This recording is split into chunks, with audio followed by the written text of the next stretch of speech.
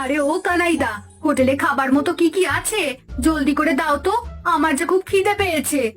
Hotel এখন বন্ধ দিদি, কোনো খাবার নেই, সব বিক্রি হয়ে গেছে। মিথ্যে কথা কেন বলছো কানাইদা? ওই তো ভাত মাছ মাংস সবই দেখতে পাচ্ছি।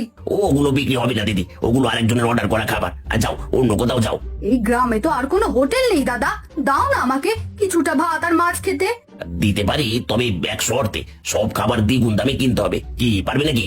আমার খুব খিদে পেয়েছে, যত দামি হোক খেতে তো হবেই। দাও আমাকে ভাত আর মাছ খেতে দাও।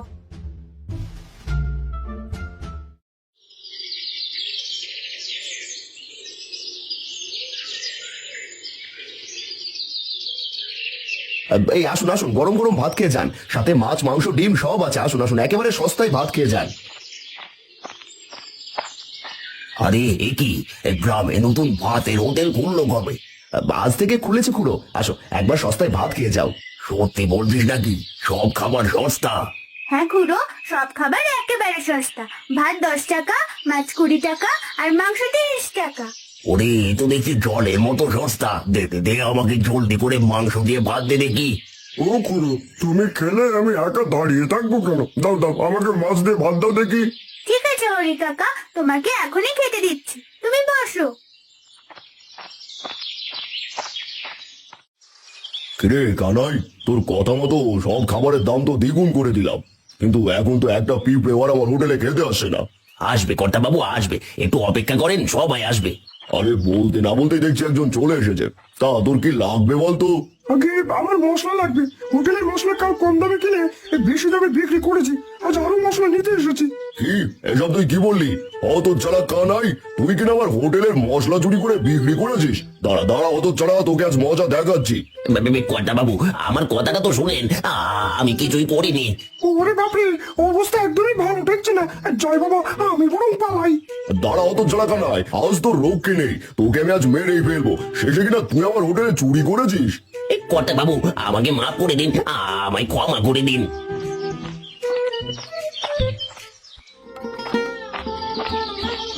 আরে ও দাদা, আপনাদের হোটেলে কি বিরিয়ানি হবে? হ্যাঁ দিদি, বিরিয়ানি হবে। আপনি টেবিলে গিয়ে বসুন দিদি। টুম্পা মা, এদিকে 1 প্লেট বিরিয়ানি দে তো। হ্যাঁ বাবা, এখনই দিচ্ছি। বাহ নিতাই, তোর হোটেলের খাবারগুলো তো খুবই মজা লাগলো। এমন মজার খাবার আমি কখনোই খাইনি রে। খুড়ো, তোমার যখনই খিদে পাবে সোজা আমার হোটেলে চলে আসবে, টাকা না থাকলেও খাবে, তাতে কোনো সমস্যা নেই।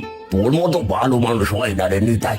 আগে মোড়লের হোটেলে কাজ করতি, আর এখন নিজেই হোটেল দিয়েছিস। সবই তোমাদের জন্য সম্ভব হয়েছে। এবার টাকা থাকলে দাও, নয়তো কাল এসে দিয়ে যেও। না রে নিতাই, এক থালা ভাত আর এক বাটি মাংস কষা খেয়েছি। এই নে, তোর পুরো 40 টাকা বিল।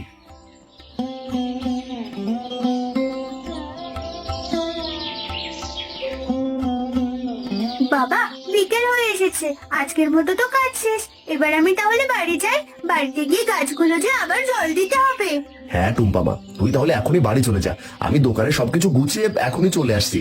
আচ্ছা বাবা, আর তুমি নিজেও খেয়ে নিও, সকাল থেকে যে কিছুই খাওনি। আমাকে নিয়ে চিন্তা করিস না, আমি একেবারে বাড়িতে গিয়ে খাবো।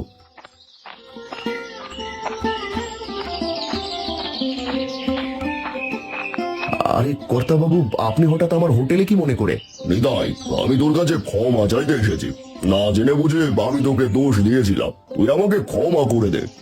এভাবে বলবেন না কর্তা বাবু, আপনি আপনার ভুল বুঝতে পেরেছেন, এতে আমি খুশি। নিতাই, আমার হোটেলটা বন্ধ করে দিয়েছি। আজ থেকে গ্রামে একটাই ভাতের হোটেল থাকবে, আর সেটা হলো এই আম জনতার ভাতের হোটেল। কর্তা বাবু, আমিও আপনার কাছে চিরকৃতজ্ঞ। আরে এ কি, এসব আমি কি দেখছি? নিতাই কিনা একাই ভাতের হোটেল দিয়েছে?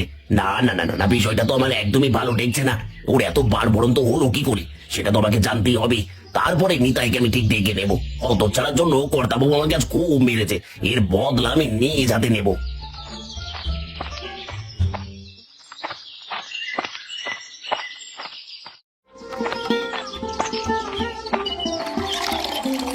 আরে ছোট্ট বন্ধু, তুমি আবারও আমার গোড়ায় জল দিয়েছো।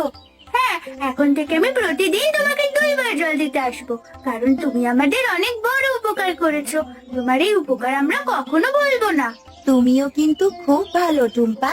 তুমি প্রতিদিন সকালবেলায় গাছে জল দাও, এতে করে গাছেরা নতুন জীবন ফিরে পায়। তোমার এই ঋণ গাছেরাও কখনো ভুলবে না। ঠিক আছে বন্ধু, এবার আমি তাহলে যাই, আমাকে যে আরো কিছু গাছে জল দিতে হবে। হ্যাঁ ছোট্ট বন্ধু, যাও। আর শোনো, তোমার কোনো বিপদ হলে আমার কাছে আসবে কিন্তু। ঠিক আছে বন্ধু।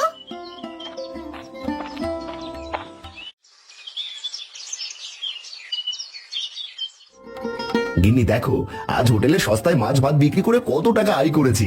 হ্যাঁ গো, এইবার এই টাকা দিয়ে আমাদের নতুন একটা ঘর বানাবে, সাথে রান্নাঘরটাও কিন্তু ঠিক করবে। তুমি ঠিকই বলেছো গিন্নি, ওই জাদুর হাড়ির উপর নির্ভর করলে আমাদের চলবে না, এর পাশাপাশি অন্য একটা ব্যবস্থাও করতে হবে। হ্যাঁ গো, তুমি ঠিকই বলেছো। তাছাড়া ওই জাদুর হাঁড়ি ছিল বলেই আমরা এত টাকা আয় করতে পেরেছি, নয়তো এখনো আমাদের কষ্টই করতে হতো। গিন্নি, ওই জাদুর হাড়িতে কিছু বিরিয়ানি রান্না করো, আমার খুব খিদে পেয়েছে, সকাল থেকে কাজ করতে করতে নিজের আর খাওয়ারই সময় পাইনি। আচ্ছা ঠিক আছে, তুমি তাহলে রান্নাঘরে চলো। আর ঠিক আছে গিন্নি, চলো। আরে এ কি, আমি কি শুনলাম, জাদুর হাড়িতে বিরিয়ানি রান্না করবে? তোমার একদমই বিশ্বাস হচ্ছে না। না না না না, এবার নিজ চোখে দেখতে হয় দেখছি।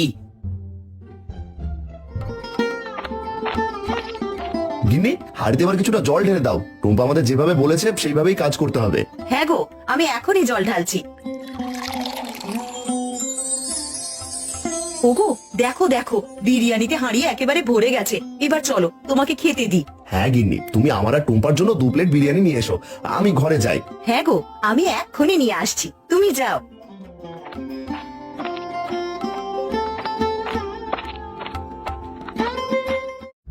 আরে এ কি, আমি কি দেখলাম, হাড়িতে শুধু জল দিল আর হাড়িটা কিনা বিরিয়ানিতে ভরে গেল। তোমার একদমই বিশ্বাস হচ্ছে না। তাহলে এই হাড়িতে নিতাই ভাতের হোটেল দিয়েছে, তাহলে তো এখনই আমাকে এই হাড়িটা চুরি করতে হবে।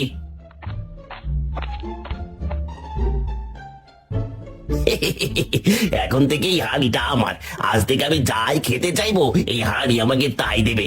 আমি এই হাড়ি দিয়ে অনেক রান্না করব আর সেই খাবার বিক্রি করে অনেক টাকা আয় করবো।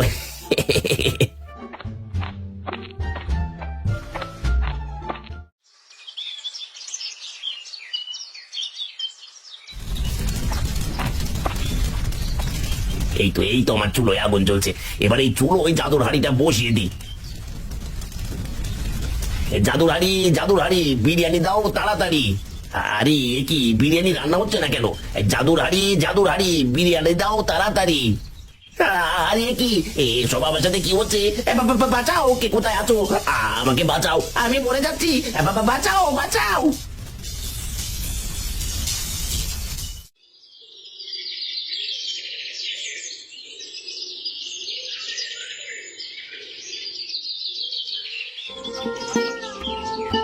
গিন্নি, আমি বাজার যাচ্ছি, যা যা লাগবে সব নিয়ে আসছি। হ্যাঁ গো, আরে তাড়াতাড়ি বাজারে যাও, আমাকে যে রান্না করতে হবে, বেশি দেরি করে ফেললে হোটেলে খাবার বিক্রি করতে পারবে না। সে আমি জানি গিন্নি, আমি এখনই বাজারে যাচ্ছি, আজ থেকে আমরা নিজেরাই খাবার রান্না করে হোটেলে বিক্রি করব। হ্যাঁ বাবা, এখন থেকে আমরা নিজেরা রান্না করে হোটেল চালাবো। ওগো, বেশি দেরি করে ফেলবে নাকি? আরে যাও না, আর দেরি না করে এখনই বাজারে যাও। আচ্ছা বাবা, এক্ষুনি যাচ্ছি।